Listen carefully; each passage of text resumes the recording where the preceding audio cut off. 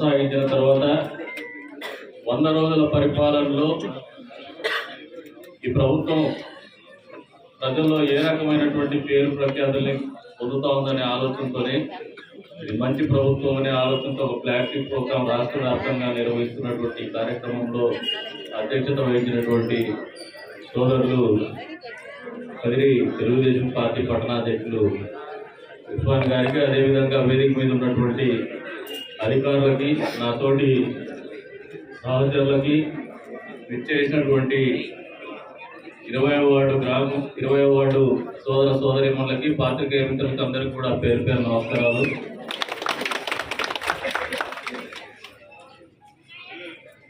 వంద రోజులకు ముందు మనం ఆలోచన చేసుకుంటే అందుకు నిదర్శనమే గత సార్వత్రిక ఎన్నికల్లో ఈ భారతదేశ చరిత్రలో ఎప్పుడు కూడా లేనటువంటి విధంగా చంద్రబాబు నాయుడు గారి నాయకత్వంలో ఉన్నటువంటి, అదే రకంగా ప్రధానమంత్రి నరేంద్ర మోడీ గారి నాయకత్వంలో ఉన్నటువంటి, అదే రకంగా పవన్ కళ్యాణ్ గారి నాయకత్వంలో ఉన్నటువంటి ఎన్డీఏ కూటమిని అద్భుతమైనటువంటి విజయాన్ని ఇచ్చి ఆశీర్వదించినటువంటి చారిత్రాత్మక ఎన్నికలు అనేది మొన్నటి రోజున జరిగినాయి.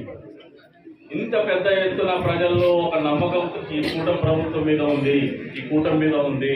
అంతేకాకుండా గత ప్రభుత్వాన్ని ప్రజలు అసహించుకున్నారనే ఆలోచనకి నిదర్శనమే మొన్నటి ఎన్నికల ఫలితాలని చెప్పేసి సందర్భంగా తెలియజేస్తున్నాం.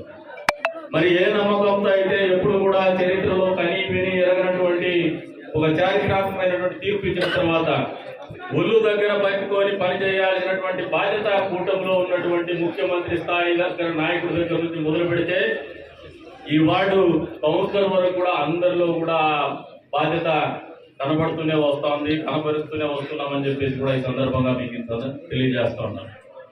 ఈ మాట ఎందుకు చెబుతున్నారంటే ఈ ప్రభుత్వం ఏర్పడి 100 రోజుల తర్వాత ఈ ముందుకు వచ్చినాం. ఎన్నికల సమయంలో ఇచ్చినటువంటి హామీ, మొట్టమొదటి సంతకం నిరుద్యోగులు ఎక్కడైతే బాధతో ఉన్నారో, యువత పెద్ద ఎత్తున ఎన్నికల ప్రచారంలో పాల్గొన్నారో, గత ప్రభుత్వాన్ని మార్చాలనే ఆలోచనతో ఎన్నికల్లో ప్రచారంలో పాల్గొన్నారో, ఏదైతే వాళ్ళ బాధ ఉందో అర్థం చేసుకున్నటువంటి చంద్రబాబు నాయుడు గారు కావచ్చు, పవన్ కళ్యాణ్ గారు కావచ్చు, వచ్చి ప్రభుత్వం ఏర్పడిన తర్వాత మొట్టమొదటి సంతకమే మెగా డిఎస్సి మీద చేసినటువంటి ఘనత ఈ ప్రభుత్వాన్ని యాక్ట్ అనేది మన కదిరి సబ్ రిజిస్టర్ ఆఫీస్ లో కూడా ఇంప్లిమెంట్ అయింది, కొన్ని పైలట్ ప్రాజెక్ట్ కింద చేస్తే.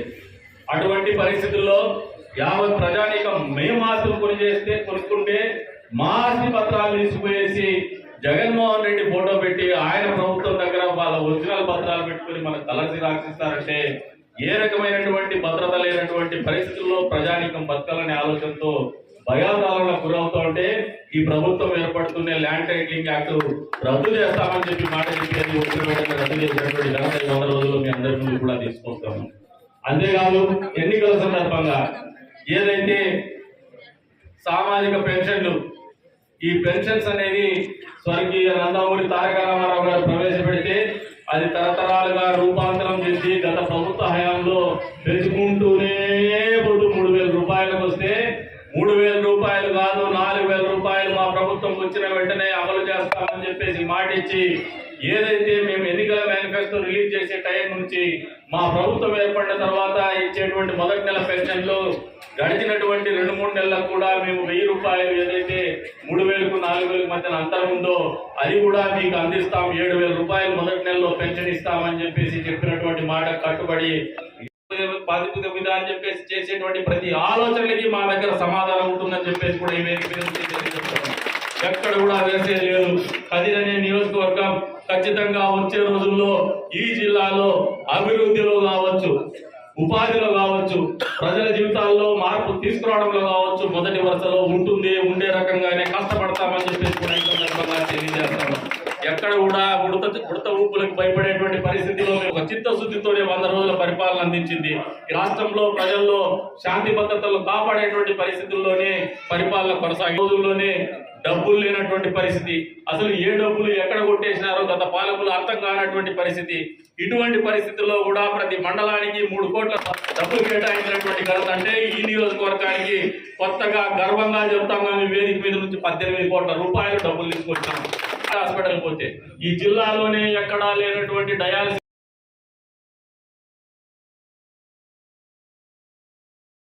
పోలవరాన్ని కావచ్చు పూర్తి చేసేటువంటి పరిస్థితుల్లోనే పరిపాలన ఉంటుంది. తద్వారా ఈ రాష్ట్రంలో ప్రజానీకం జీవితంలో మార్పులు తెచ్చేటువంటి పరిస్థితుల్లోనే పరిపాలన ఉంటుందని చెప్పేసి మీ అందరికీ కూడా తెలియజేసుకుంటూ, అదే రకంగా కదిరిలో కూడా ఎవరైనా ఆలోచన చేసుకోండి.